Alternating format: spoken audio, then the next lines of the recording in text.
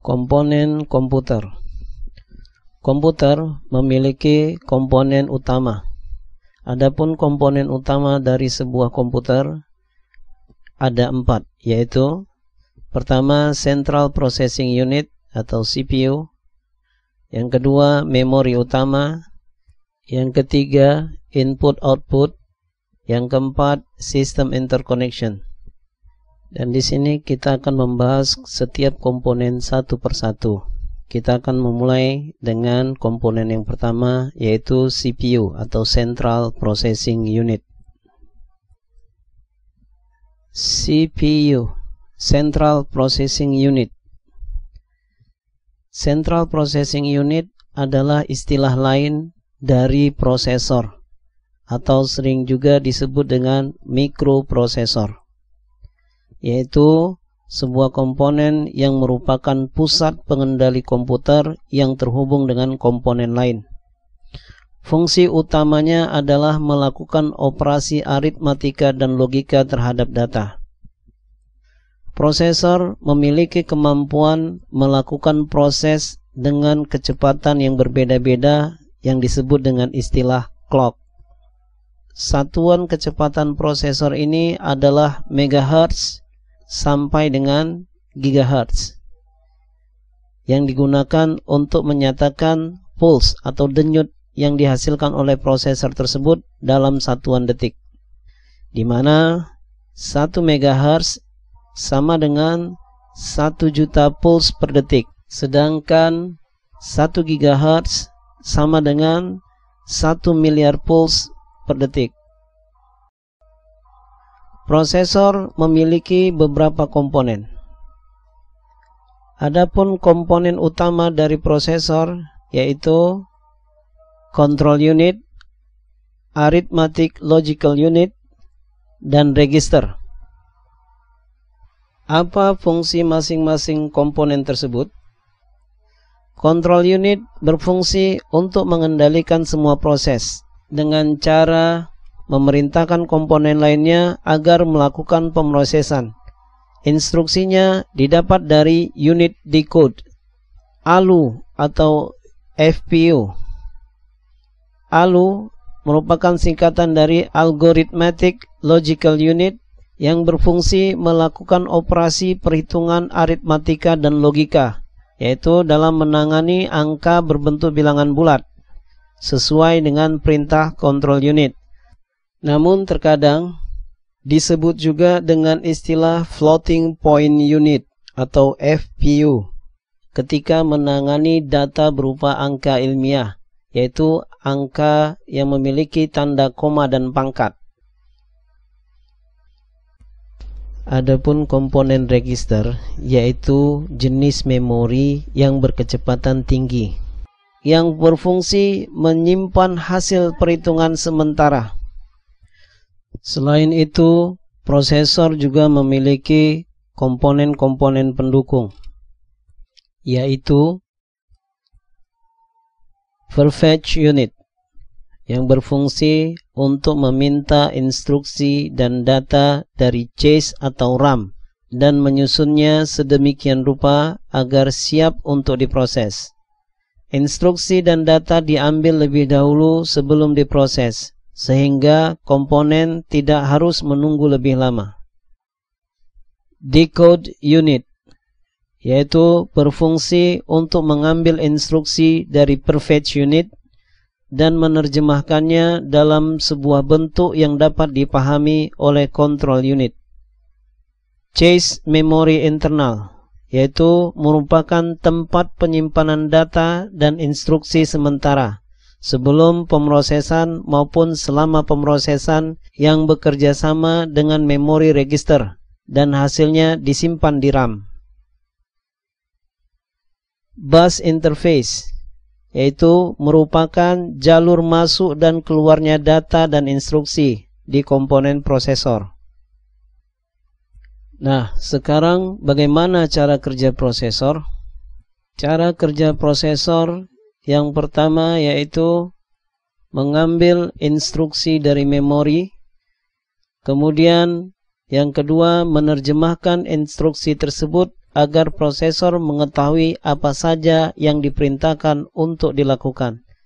Dan yang ketiga, instruksi dieksekusi dan operasi dijalankan.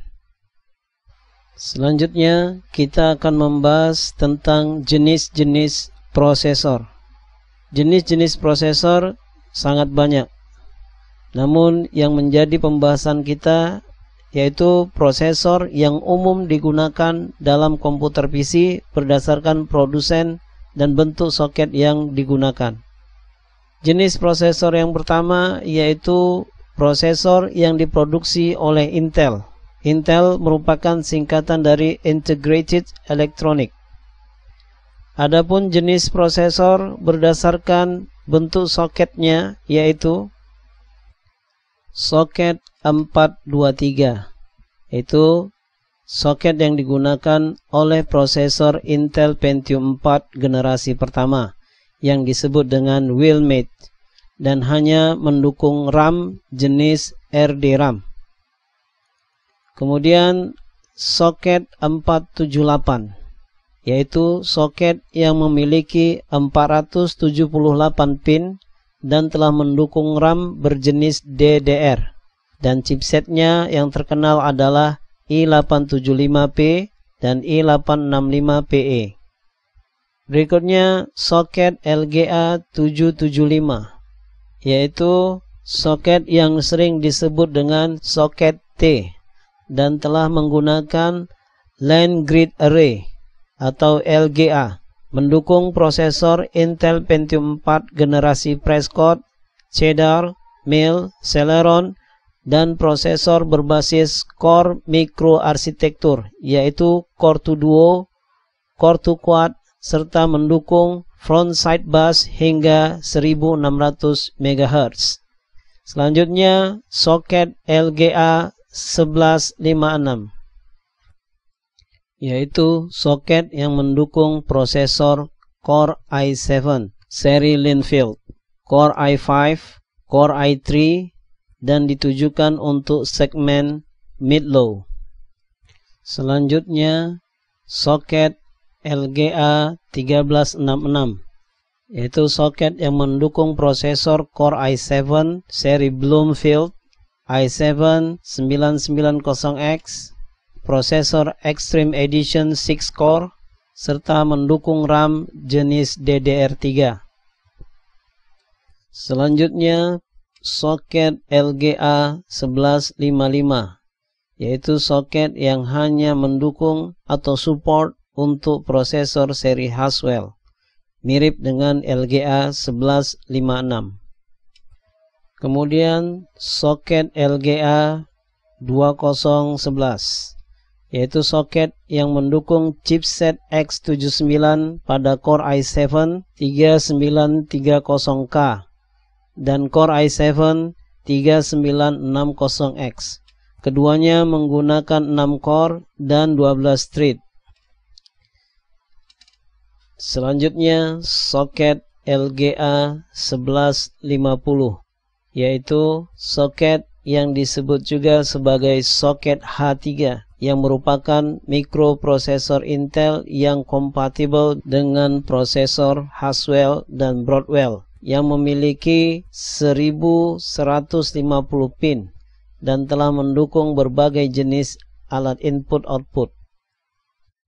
Adapun jenis prosesor dari produsen yang lain adalah AMD atau singkatan dari Advanced Micro Device. Prosesor AMD memiliki beberapa jenis soket. Yang pertama, soket A, yaitu yang disebut juga dengan soket 462 karena memiliki 462 pin konektor. Telah mendukung prosesor AMD Athlon XP, AMD Duron, dan AMD Sempron K7.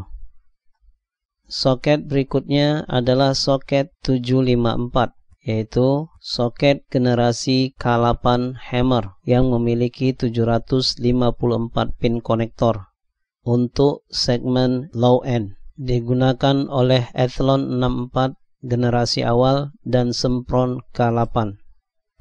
Berikutnya soket 939, yaitu soket yang memiliki 939 pin konektor, ditujukan untuk segmen mid-high, digunakan di semua jajaran prosesor AMD dengan tingkat menengah ke atas.